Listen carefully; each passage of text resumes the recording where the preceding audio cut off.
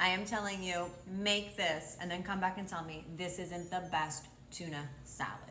I promised you the tuna recipe, so here's the tuna recipe. Now, you're gonna raise your eyebrows, you're gonna go, oh my God, no way, but trust me on this one, it's so good. Drain your tuna and squeeze every single ounce of liquid out. You want it to be as dry as you can possibly get it. Like, look how dry that is and flaky.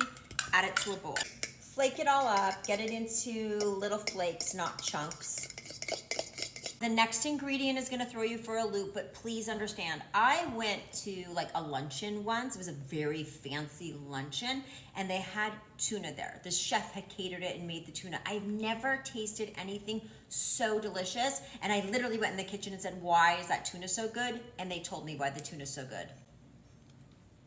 I've done it ever since. You're gonna use the Worcestershire sauce. You use such a little amount, like 1, 2, like the tiniest little drop. Stir it in and then let it sit for like 1 minute. You want the tuna to really absorb that.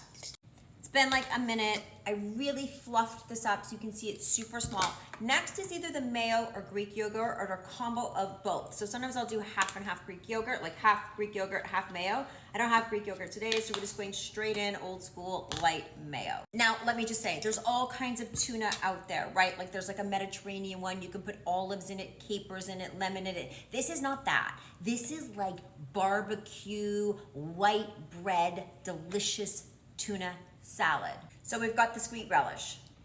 Now you want sweet corn. I've already drained this, so there's no liquid in it. I'm gonna add about 3 teaspoons. Don't overdo it. I mean, you can you really ever overdo it? I don't know. Do what you want.